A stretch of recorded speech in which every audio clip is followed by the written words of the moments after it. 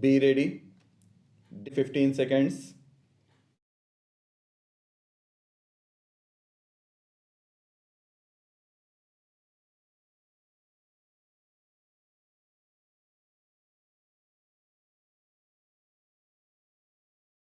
Madam, I rise firstly to support the Constitution Amendment Bill 1983, but I am not supporting the Representation of the People Bill 1988. I have got serious objections to certain provisions of the amending bill. Madam, you are quite aware, and the nation is also aware that there have been frequent promises from the side of the government that the government is very serious about bringing about comprehensive electoral reforms.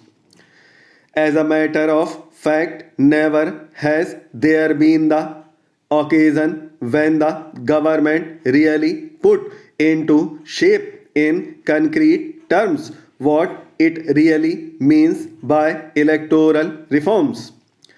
But so far as we are concerned, we put forth certain suggestions in a specific form which may be considered as practical, viable suggestions, propositions, and ingredients to bring about appreciable changes in the present electoral system of our country. I do not venture to say that all the measures which we have suggested constitute the final ingredients for a complete and final reform of the electoral system in our country, because the concept of election changes with changing times. Since I do not have much time, I would not like to discuss it. But so far as we are concerned, we placed before the government certain ingredients which should be considered as inevitable propositions for bringing about certain changes in the electoral system. Those include, amongst others, acceptance of the principle of proportional representation, state funding of elections, elimination of money power and muscle power, stoppage of misuse of media, reduction of corrupt electoral practices, and impartial and independent election commission. Madam, I leave it to you and to the House.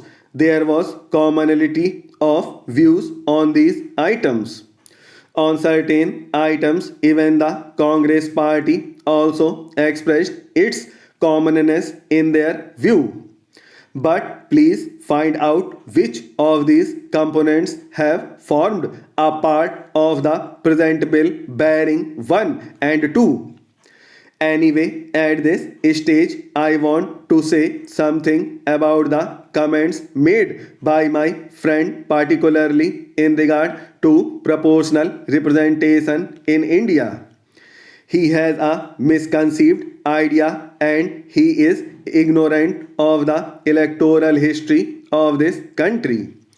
Number one, is it a fact that always the Muslims voted for the Muslims, or that always the Hindus voted for the Hindus?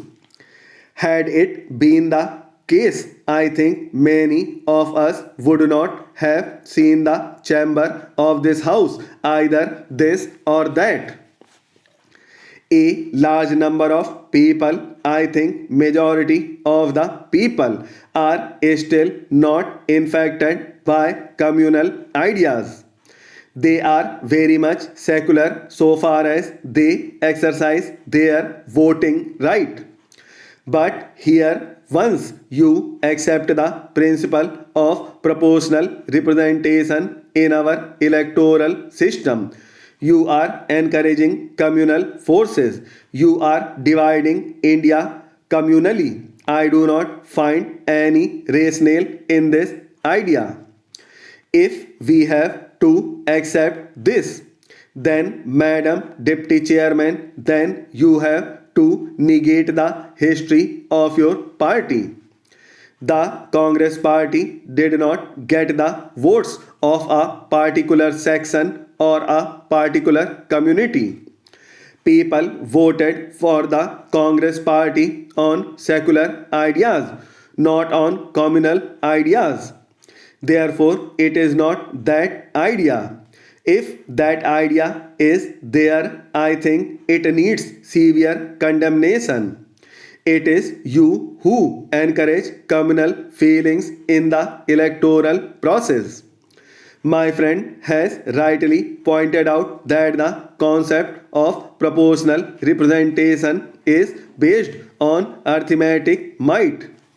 We want proportional representation because it has been our experience that some party, particularly the Congress, has occupied majority of the seats on the basis of minority votes secured by them.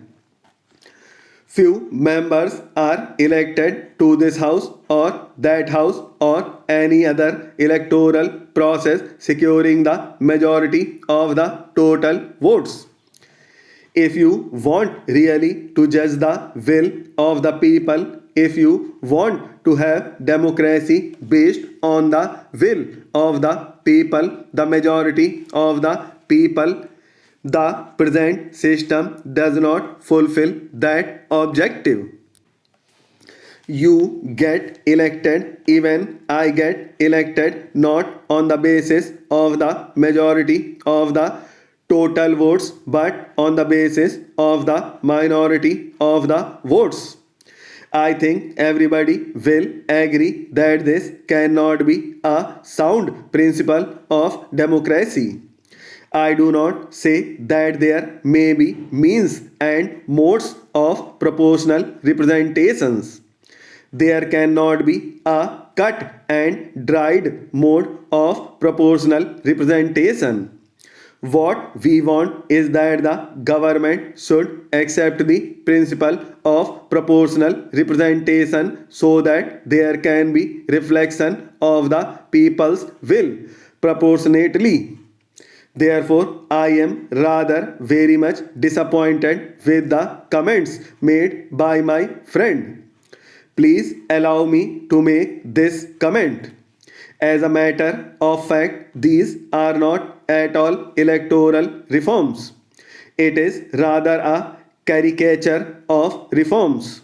On the other hand, this amending bill puts certain impediments on political parties in our country. I would give only two examples. One is registration. You will find there are lots of information to be given by a political party to the commission, and the political party will bound to furnish that information to the election commission. You have assembled to perform the exacting tasks which lie ahead of you. Not only have you to transact the formal legislative business, but also to take stock of the problems that the nation faces and give guidance to the government and the people. Barely had the country overcome the extraordinary challenges of 1971 when we were confronted with fresh problems. The after effects of the influx of refugees and the war were aggravated by drought in several parts of the country. Our hearts go out to all those who have been affected by drought and in certain other areas by cyclone and floods. Works on a large scale were undertaken in all affected areas to provide employment and relief. Our buffer stock of food grains along with the strengthening of the public distribution system enabled the government to meet the situation. In 1972, about 10.6 million tons of grains were distributed through the public system.